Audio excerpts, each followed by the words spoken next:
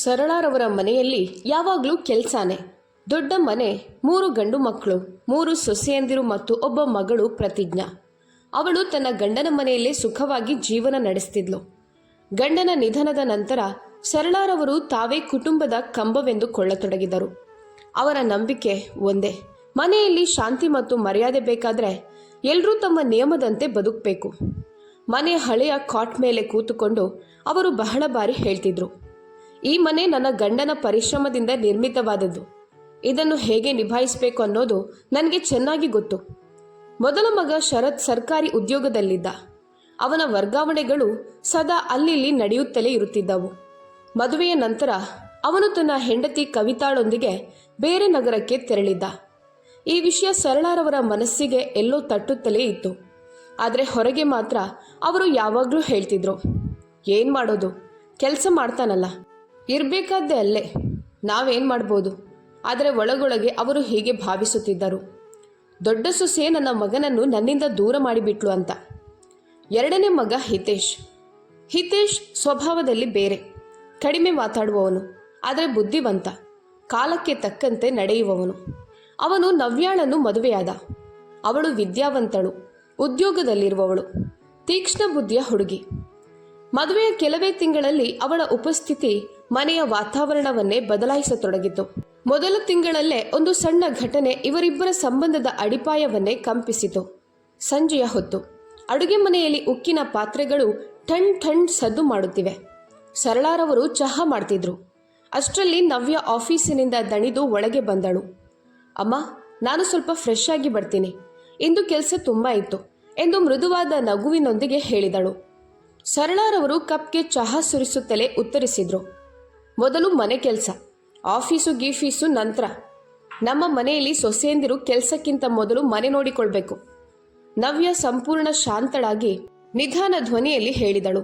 ಆದರೆ ಅಮ್ಮ, ಮದುವೆಗೆ ಮೊದಲೇ ನಾನು ನನ್ನ ನಿರ್ಧಾರ ಸ್ಪಷ್ಟವಾಗಿ ಹೇಳಿದ್ದೆ. ನಾನು ನನ್ನ ಕೆಲಸ ಬಿಡೋದಿಲ್ಲ. ಮನೆ ಕೆಲಸವನ್ನು ಹಿತೇಶ್ ಮತ್ತು ನಾವಿಬ್ಬರೂ ಸೇರಿ ಮಾಡಿಕೊಳ್ಳುತ್ತೇವೆ. ಆ ಮಾತು ಸರಳಾರವರ ನರಗಳಿಗೆ ನೇರವಾಗಿ ಬಡಿದಂತಾಯಿತು. ನಮ್ಮ ಮನೆಯಲ್ಲಿ ಸೊಸೆ ಅಧಿಕಾರ ಚಲಾಯಿಸಲ್ಲ, ಅರ್ಥ ಆಯ್ತಾ ಎಂದು ಸರಳಾರವರ ಧ್ವನಿ ಏರಿತು. ನವ್ಯ ಹಿಂಜರಿಯಲಿಲ್ಲ. ನಿಧಾನವಾಗಿ ಸಿಂಕ್ನ ಟ್ಯಾಪ್ ತೆರೆದು ಕೈ ತೊಳೆಯುತ್ತಾ ಹೇಳಿದಳು, ನಾನು ನಿಮ್ಮ ಮೇಲೆ ಅಧಿಕಾರ ಚಲಾಯಿಸಬೇಕೆಂದಿಲ್ಲ, ನೀವು ನನ್ನ ಮೇಲೆ ಚಲಾಯಿಸಬಾರ್ದು. ಗೌರವ ಎರಡೂ ಕಡೆ ಇರಬೇಕು. ಹೀಗೆ ಹೇಳಿದಾಗ ಅಡುಗೆ ಮನೆಯ ವಾತಾವರಣ ಅಚಾನಕ್ ಹಿಮದಂತೆ ತಣ್ಣಗಾಯಿತು. ಸರಳಾರವರು ಕೆಲ ಕ್ಷಣ ಮೌನವಾಗಿದ್ದರು. ನಂತರ ಅಷ್ಟೇ ಹೇಳುತ್ತಾ ತಮ್ಮ ಕೊಠಡಿಗೆ ತೆರಳಿದರು. ಈ ಮನೆಯಲ್ಲಿರಬೇಕಾದ್ರೆ ನಮ್ಮ ರೀತಿಯಲ್ಲಿ ಬದುಕಬೇಕು, ಇಲ್ಲಾಂದರೆ ಯೋಚಿಸಿಕೊಳ್ಳಿ. ಕೆಲವು ತಿಂಗಳ ನಂತರ ಒಂದು ಮಧ್ಯಾಹ್ನ ಹಿತೇಶ್ ಕೈಯಲ್ಲಿ ಕಾರಿನ ಕೀ ಹಿಡಿದಿರುವುದನ್ನು ನೋಡಿದ ಸರಳಾರವರು ಕೇಳಿದರು, ನಿನ್ನ ಹೆಂಡತಿಯ ಸಂಬಳ ಎಷ್ಟು ಬರುತ್ತೆ? ಹಿತೇಶ್ ಅಚ್ಚರಿಯಿಂದ ಕೇಳಿದ. ಯಾಕಮ್ಮ? ಯಾಕಂದರೆ ಕೆಲಸ ಮಾಡ್ತಾಳೆ ಅಂದಮೇಲೆ ಮನೆಯ ಖರ್ಚಿಗೂ ಅವಳು ಕೊಡಬೇಕಲ್ವಾ? ಎಲ್ಲ ಹಣವನ್ನು ತನ್ನಲ್ಲೇ ಇಟ್ಟುಕೊಳ್ಳೋದು ಯಾಕೆ? ಹಿತೇಶ್ ಸ್ವಲ್ಪ ಎಚ್ಚರಿಕೆಯಿಂದ ಹೇಳಿದ. ಅಮ್ಮ, ನಾವಿಬ್ಬರೂ ನಮ್ಮ ಖರ್ಚನ್ನು ನಿಭಾಯಿಸಿಕೊಳ್ಳುತ್ತೇವೆ. ಅಷ್ಟರಲ್ಲಿ ನವ್ಯ ಡ್ರಾಯಿಂಗ್ ರೂಮ್ನಿಂದ ಒಳಗೆ ಬಂದಳು. ಅವಳ ಧ್ವನಿ ಸಂಪೂರ್ಣ ಸ್ಥಿರವಾಗಿತ್ತು. ನನ್ನ ಹಣ ನನ್ನದೇ. ನನ್ನ ಅಮ್ಮನ ಚಿಕಿತ್ಸೆಗೆ, ನನ್ನ ಅಗತ್ಯಗಳಿಗೆ ಬಳಸ್ತೇನೆ. ನಿಮ್ಮ ಖರ್ಚಿನ ಜವಾಬ್ದಾರಿ ನಿಮ್ಮ ಮಗನದ್ದು, ನನ್ನದಲ್ಲ. ಸರಳಾರವರ ಮುಖ ಬಿಳಿಯಾಗಿ ಹೋಯಿತು. ಈ ಮನೆಯಲ್ಲಿ ಯಾರೂ ಇದುವರೆಗೂ ಅವರಿಗೆ ಇಂತಹ ಕನ್ನಡಿ ತೋರಿಸಿರಲಿಲ್ಲ. ಸೊಸೆ, ನಿನಗೆ ಎಷ್ಟು ಧೈರ್ಯ, ನನಗೆ ಉತ್ತರ ಕೊಡ್ತೀಯಾ ಎಂದು ಕೂಗಿದರು. ನವ್ಯ ತಿರುಗಿ ಕೇವಲ ಇಷ್ಟೇ ಹೇಳಿದಳು, ಧೈರ್ಯ ಅಲ್ಲ, ಇದು ನನ್ನ ಹಕ್ಕಿನ ಮಾತು. ಆ ರಾತ್ರಿ ಸರಳಾರವರು ಕೊಠಡಿಯ ಬಾಗಿಲು ಮುಚ್ಚಿಕೊಂಡು ಕೋಪದಿಂದ ಗುಣುಗುತ್ತಿದ್ದರು. 2 ರೂಪಾಯಿ ಸಂಪಾದಿಸೋಕೆ ಶುರು ಮಾಡಿದ ಕೂಡಲೇ ಅಹಂಕಾರ. ನನಗೆ ಮನೆ ಹೇಗೆ ನಡೆಸಬೇಕು ಅಂತ ಪಾಠ ಕಲಿಸ್ತಾಳೆ. ಹಾಸಿಗೆಯಲ್ಲಿ ತಿರುಗಾಡುತ್ತಾ ಅವರು ನಿರ್ಧರಿಸಿದರು. ಹಿತೇಶ್ಗೆ ಅರ್ಥ ಮಾಡಿಸಬೇಕು, ಇಲ್ಲದಿದ್ದರೆ ಈ ಸೊಸೆ ತಲೆ ಮೇಲೆ ಹತ್ತಿ ಬಿಡ್ತಾಳೆ. ಮುಂದಿನ ಬೆಳಗ್ಗೆ ತಿಂಡಿಯ ಸಮಯದಲ್ಲಿ ಸರಳಾರವರು ಭಾರವಾದ ಧ್ವನಿಯಲ್ಲಿ ಹೇಳಿದರು, ನಿನಗೆ ಅರ್ಥ ಆಗಲ್ಲ ಹಿತೇಶ್, ನಿನ್ನ ಹೆಂಡತಿ ಮನೆ ಒಡೆಯುತ್ತಾಳೆ. ಹಿಂದೆ ತಿಳಿದುಕೋ, ಇಲ್ಲದಿದ್ದರೆ ಒಂದು ದಿನ ಪಶ್ಚಾತ್ತಾಪ ಪಡ್ತೀಯ. ಹಿತೇಶ್ ತಾಯಿಯ ಕಣ್ಣಲ್ಲಿ ಕಣ್ಣು ಹಾಕಿ ಉತ್ತರಿಸಿದ. ಅಮ್ಮ, ನನ್ನ ಹೆಂಡತಿ ಯಾವ ವಸ್ತುವೂ ಅಲ್ಲ, ಅವಳು ನನ್ನ ಜವಾಬ್ದಾರಿ.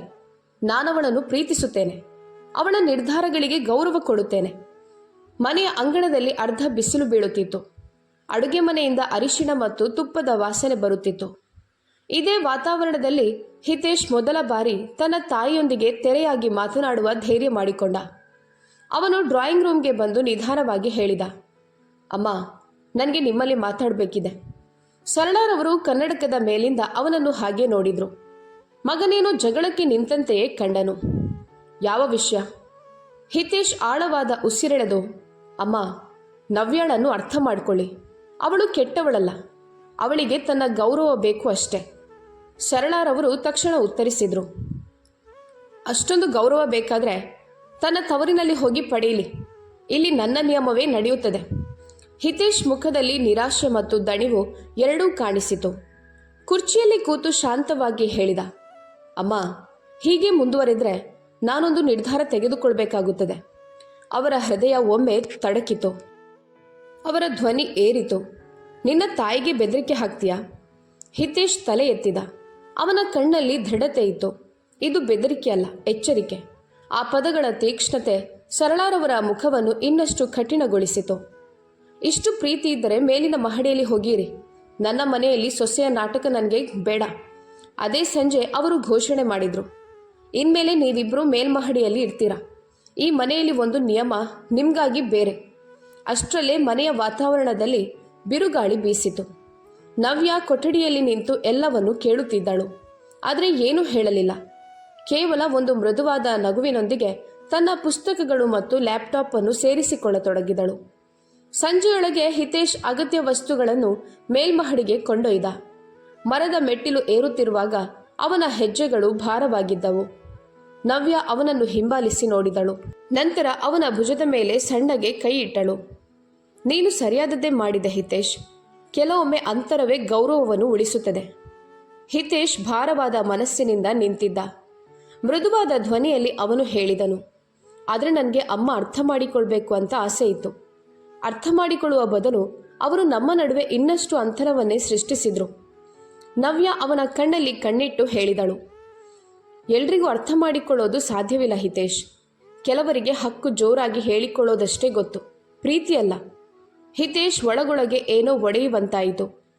ದಿನಗಳು ಸಾಗತೊಡಗಿದವು.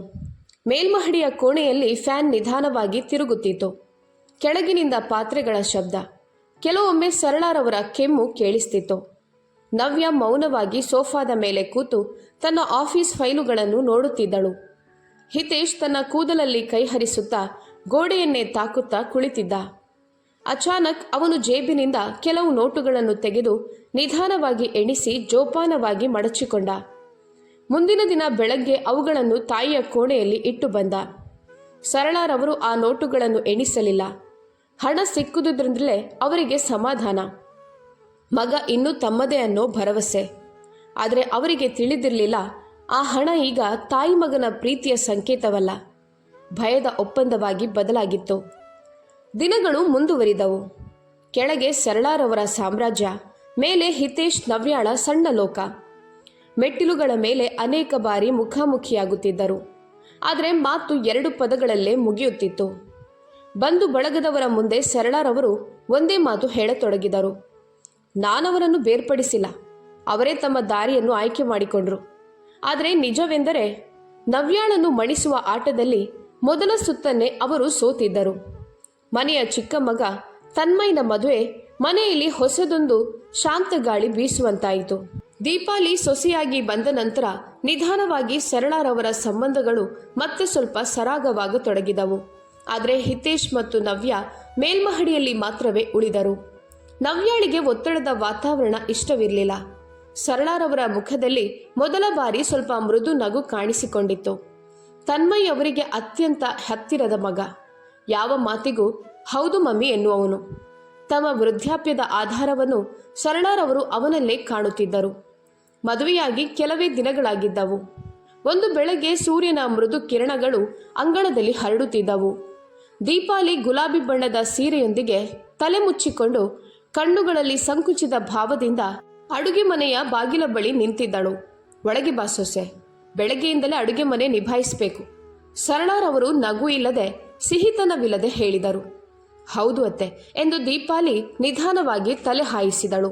ಹೊಸ ವಾತಾವರಣ, ಹೊಸ ಸಂಬಂಧಗಳು, ಹೊಸ ನಿರೀಕ್ಷೆಗಳು ಎಲ್ಲದರ ನಡುವೆ ಅವಳು ಗೊಂದಲದಲ್ಲಿದ್ದಳು. ಅತ್ತೆಯ ಆದೇಶವೇ ಮನೆಯ ನಿಯಮ ಎಂದು ಅವಳು ಭಾವಿಸಿದ್ದಳು. ಸೊಸೆಯ ಧರ್ಮ ಎಂದರೆ ಅದನ್ನು ಪಾಲಿಸುವುದೆಂದು ನಂಬಿದ್ದಳು. ಮೇಲ್ಮಹಡಿಯಲ್ಲಿ ಹಿತೇಶ್ ಮತ್ತು ನವ್ಯಾಳ ಜೀವನ ಶೈಲಿ ಬೇರೆ. ಕೆಲವೊಮ್ಮೆ ತಡವಾಗಿ ಆಫೀಸ್ನಿಂದ ವಾಪಸ್ಸು, ಕೆಲವೊಮ್ಮೆ ವಾರಾಂತ್ಯದಲ್ಲಿ ಹೊರಗೆ ಡಿನ್ನರ್.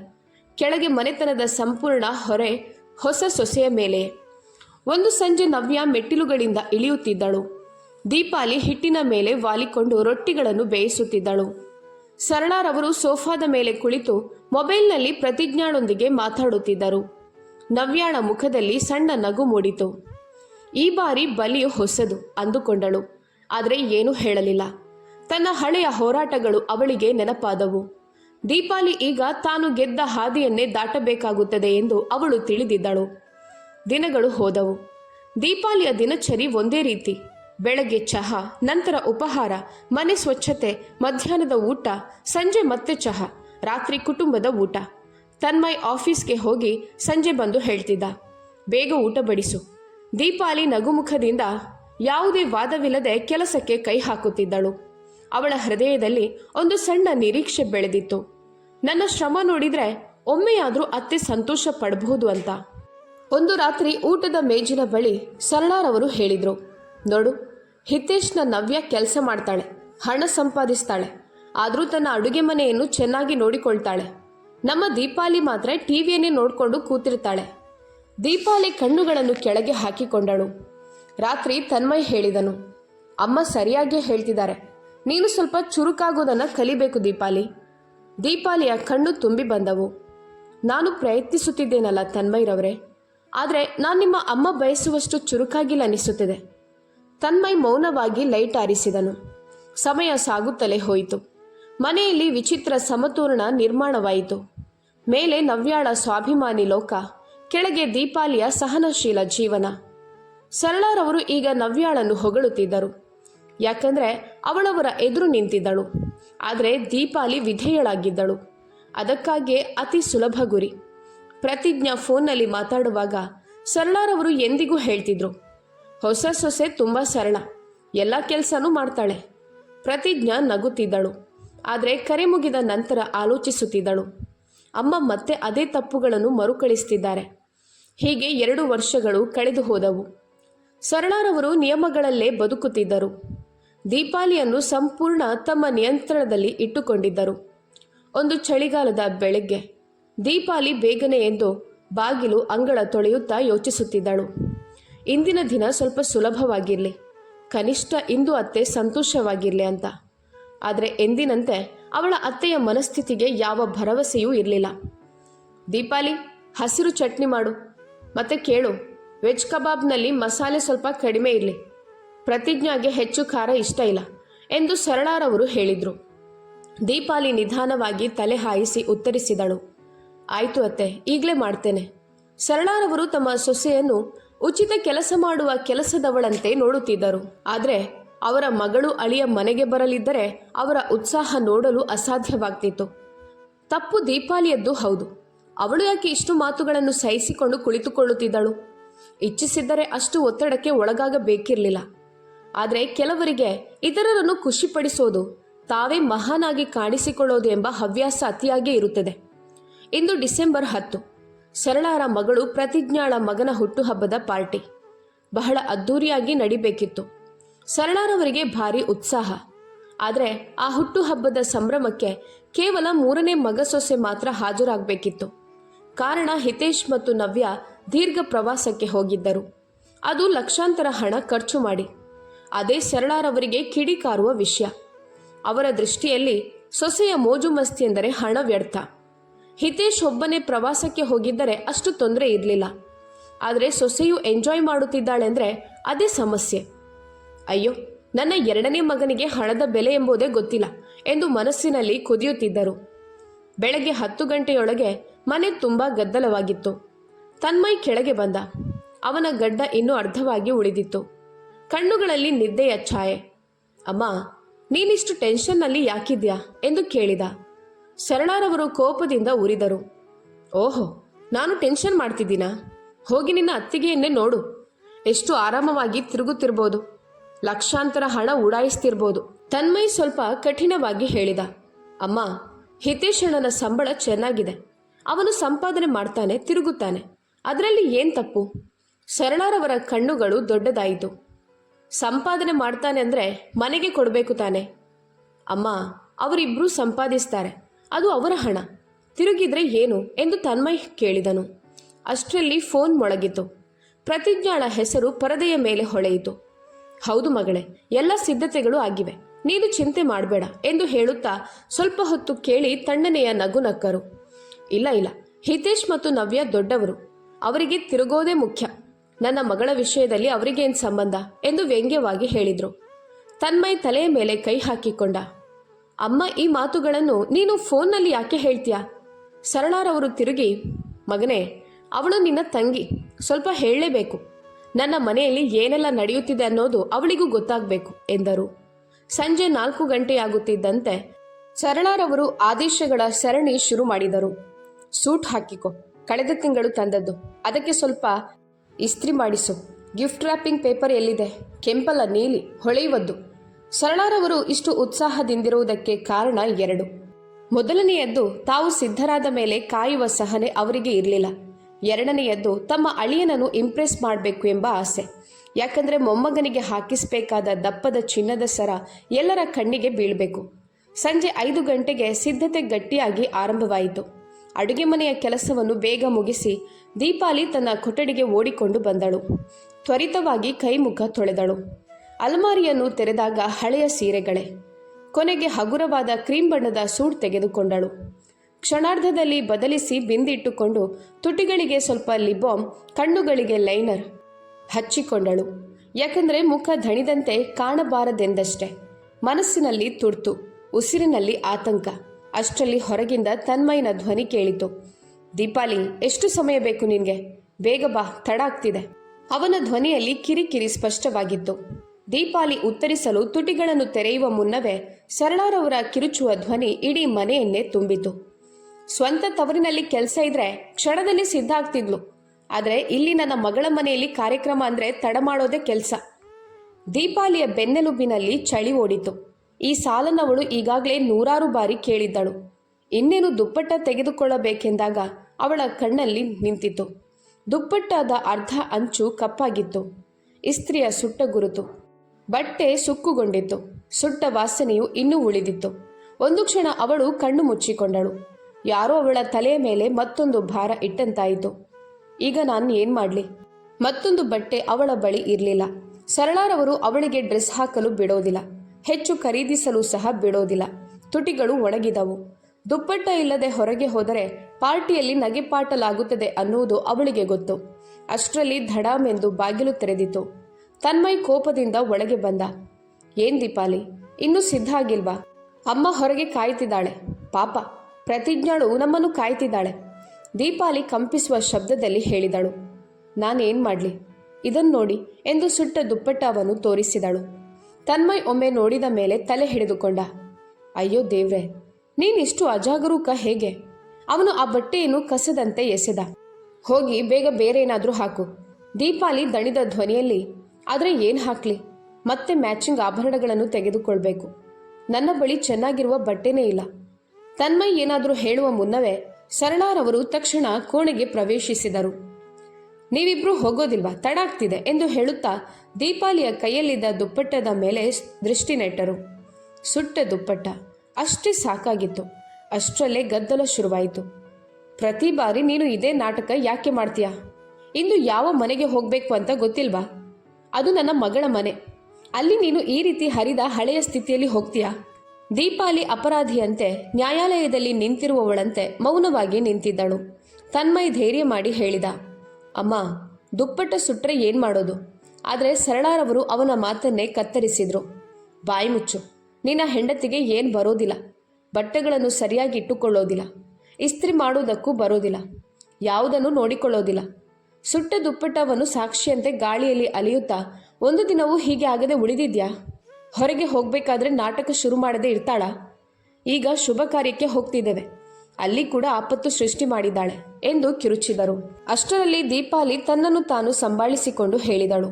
ಅತ್ತೆ, ನಾನು ಬೇಕಂತ ಸುಟ್ಟಿಲ್ಲ ತಾನೆ. ಇಂದು ನನ್ನ ಬಳಿ ಬೇರೆ ಏನಾದರೂ ಇದ್ದಿದ್ರೆ ಕೂಡಲೇ ಹಾಕಿಕೊಳ್ತಿದ್ದೆ. ನೀವು ನನಗೆ ಬಟ್ಟೆ ಖರೀದಿಸಲು ಬಿಡೋದಿಲ್ಲ. ಆ ದಿನ ನನಗೆ ಇಷ್ಟವಾದ ಸೆಟ್ಗಾಗಿ ನೀವು ಹಣ ಕೊಡಲಿಲ್ಲ. ಮಗನ ಮುಂದೆ ತಮ್ಮ ಮುಖ ಬಯಲಾಗುತ್ತಿರುವುದನ್ನು ಕಂಡ ಸರಳಾರವರು ಕೋಪದಿಂದ ಕೂಗಿದರು. ಹಾಗಾದರೆ ಹಣ ಮರದಲ್ಲಿ ಬೆಳೆಯುತ್ತದಾ? ನೀನು ತವರು ಮನೆಗೆ ಹೋದಾಗ ಅಲ್ಲಿಂದ ತಂದುಕೊಂಡು ಬರ್ಬೋದಿತ್ತಲ್ಲ. ಅಷ್ಟು ಕೂಡ ನಿನ್ನ ತವರು ಮನೆಗೆ ಕಾಣಿಸಲ್ವಾ? ಮತ್ತೆ ಗಾಯದ ಮೇಲೆ ಉಪ್ಪು ಸುರಿದಂತೆ, ನಾನು ನಿನ್ನನ್ನು ಮಾರುಕಟ್ಟೆಗೆ ಕರೆದುಕೊಂಡು ಹೋಗ್ತೇನೆ ಅಂದಿದ್ದಲ್ವಾ? ಆದರೆ ನಿನ್ನ ಕೆಲಸನೇ ಯಾವತ್ತೂ ಮುಗಿಯೋದಿಲ್ಲ.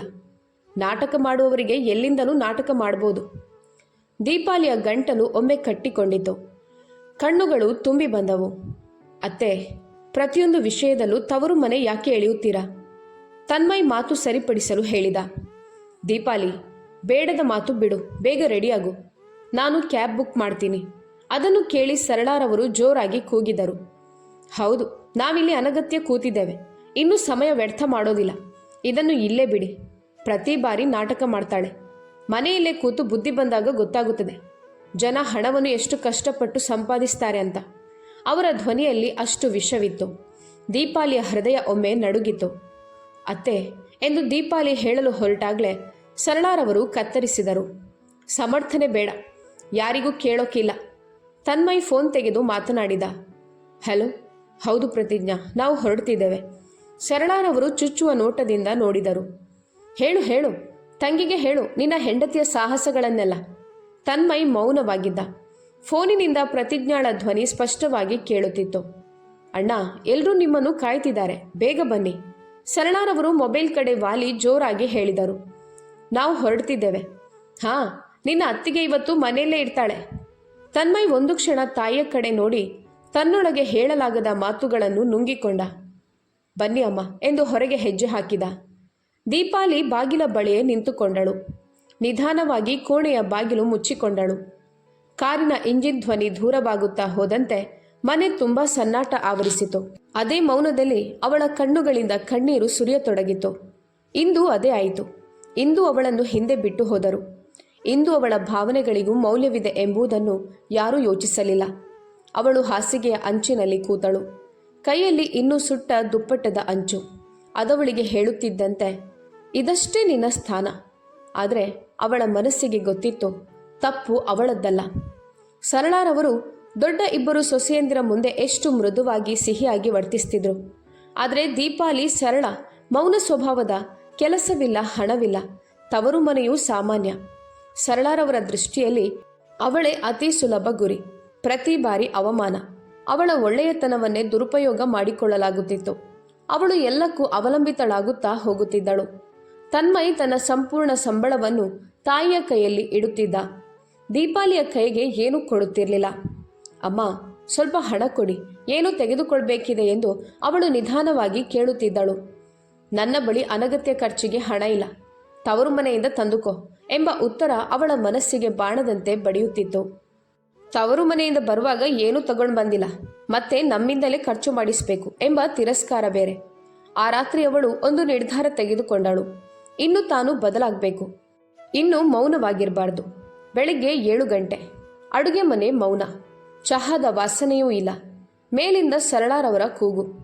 ಇವತ್ತು ಚಹಾ ಸಿಗುತ್ತದೋ ಇಲ್ವೋ? ಈ ಸೋಮಾರಿ ಎಲ್ಲಿ ಹೋಗಿದ್ದಾಳೋ?